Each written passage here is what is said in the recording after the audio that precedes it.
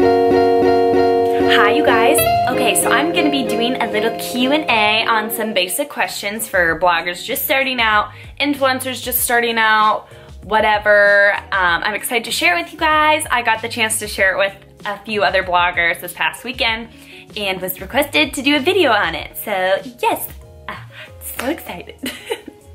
Okay, so first things first, your website. I highly suggest using Squarespace, squarespace.com. I love it. I use it for both of my sites right now, and I've just found that especially if you're not really tech savvy, it's really easy to use and it's really cute and clean and crisp and all the good stuff. So yeah, I would definitely suggest using that at first, and if you want to branch out, totally whatever, you might be more tech savvy than I am. So I think I'm just gonna stick to my Squarespace for now. But anyways, what else did I get questions about? Media kit. Okay, media kit is super important. Even if you're smaller, I would definitely make a media kit go-to. This is just a little helpful tip for you all because I literally learned this like a month ago and I wish I would have learned about it way longer ago. So it's called canva.com, canva.com. It's amazing. It has everything on there that you want. It has media kits, banners for YouTube, invoices, to-do lists. It has everything. It's so amazing.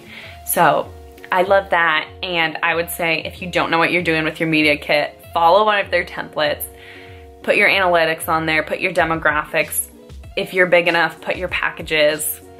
That is really professional to send to brands. And then don't forget, when you are sending to a brand, to be professional. Tell them why you want to work with them, why you think you guys would be a good fit together. Make it personal so that they know you're not just reaching out to 10 different brands to get free stuff. They want to know that you're actually interested in their brand. So yeah. How to work with brands. I think that's always a really big question that people have. It's kind of just like this unknown thing that like bloggers do, and there's no like instruction guide on how to do it. I would definitely say if you're smaller, reach out to brands.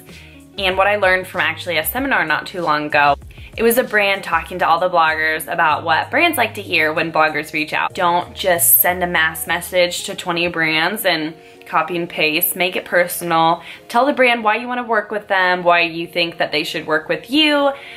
If you're a smaller blogger, you probably won't be getting paid, but that's not what's important right now. You're just trying to get your name out there. My biggest piece of advice would just be to work with as many companies and brands as you can just to get your name out there.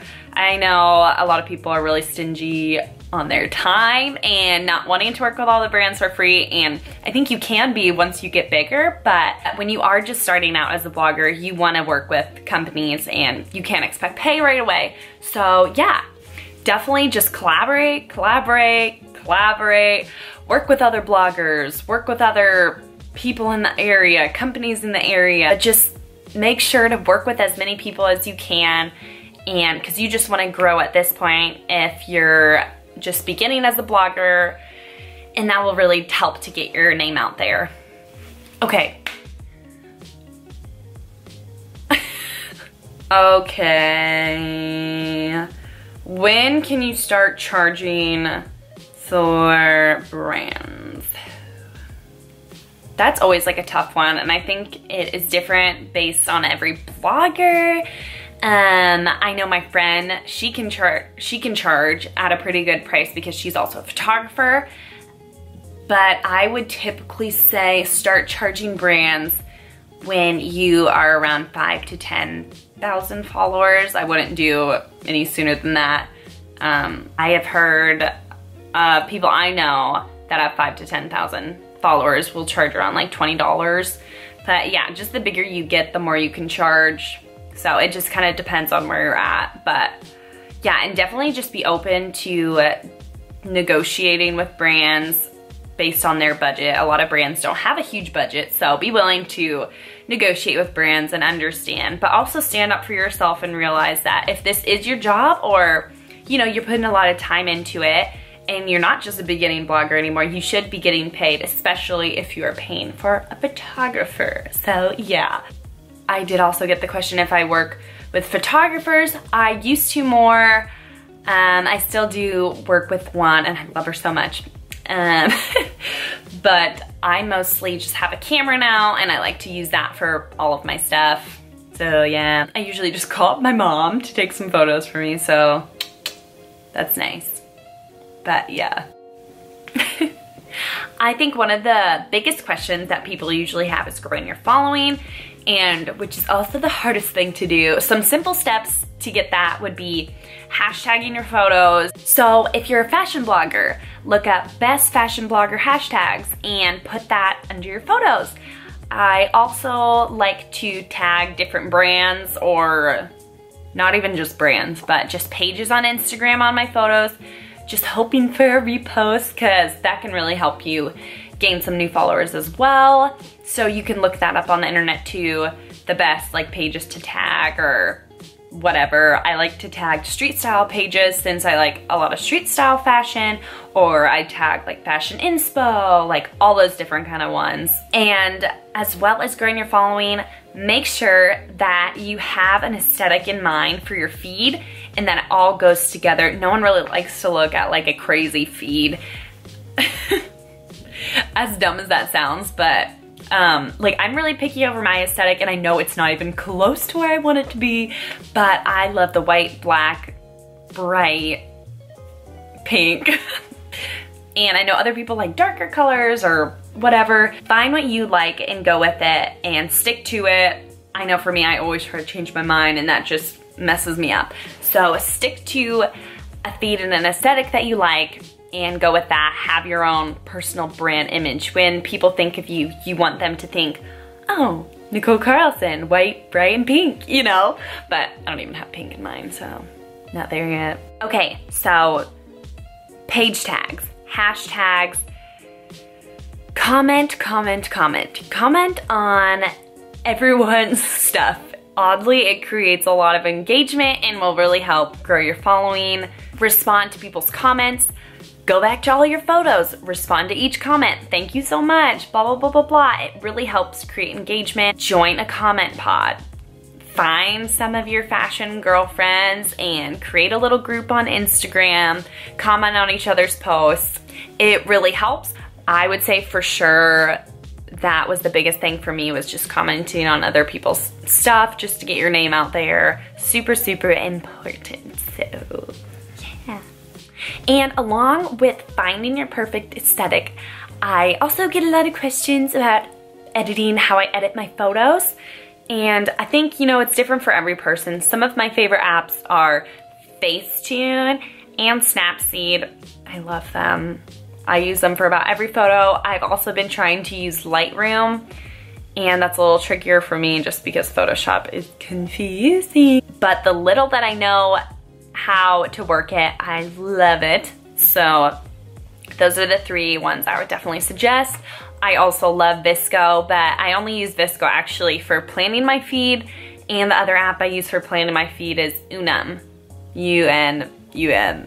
So yeah, those are really helpful tools that I've loved. My friend Laura uses When to Post, and that shows you when you should post on Instagram to get the best engagement, more likes, more comments. I don't do that. I post twice a day, and I know the times I post, and I do that every single day. But also just being consistent, I think, is really important. My following didn't start growing until I was really consistent and posted twice a day. I remember people making comments like, wow, like I love that you're posting twice a day. You've been way more consistent.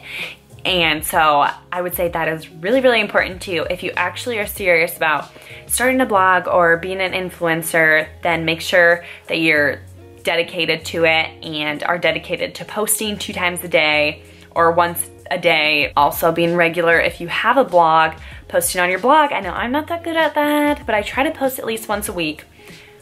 If I'm good, 2 times a week. But yeah, and now I'm trying with YouTube too. And I'm trying with YouTube too, which is harder, but yeah. How to make your Instagram not look so ad-y. Well, first of all, don't post every post #ad, because then like are people following you for what you like or just you for what you're being paid for? I think also being really picky about which ads you choose to do for companies. Don't just take any ad that comes your way. Be picky because you want people to know that you are actually liking the products and wanting to promote them because you like the product, not just because you're getting paid for it. So be super careful on that. And I'd say, yeah, I wouldn't do one every single post because that just looks bad. To be engaged with your local community's fashionistas. I'm in the Seattle Blogger Babes group and I love it, and I love all the girls in there. Shout out. It can be really hard to get connected. I know I was invited to my first event once and it was like the biggest deal of my life, but after that I just kept getting invited. So I would say it definitely takes time. Establish yourself as a blogger in your area, whether that be by putting, say if you live in Seattle, hashtag Seattle blogger, hashtag Seattle_IGers, or however you say that. No one knows, I swear. Start putting those hashtags, start reaching out to the fashion community. If you know that an event is going on, try to contact them, see if you can go. I think that if you get into one, you'll be put on the list for kind of all the other ones. At least that's kind of what's happened to me. So that's how I got involved. And also if you know other bloggers in the area, like don't be afraid to reach out to them. Some may say no, but some may say yes. And you may create great community. You may create some great friends. So I know one of my best friends is a blogger, and sincerely Lorelai, hehe. But we do everything together and it's just really fun having someone else in the same career or who just has the same hobby as you. So it's really helpful. I hope some of those tips and tricks helped. I think as long as you're consistent, you have a good feed, you comment a lot, you collaborate, you work with brands, I think as long as you do those things, I think that you'll be great and that your following should come accordingly. So yes, I hope those little tips and tricks helped, and please let me know if you have any more questions. I'd love to hear it. I did get some questions about my store too, so if you'd like me to do a separate video on that, I would love to as well. So yes.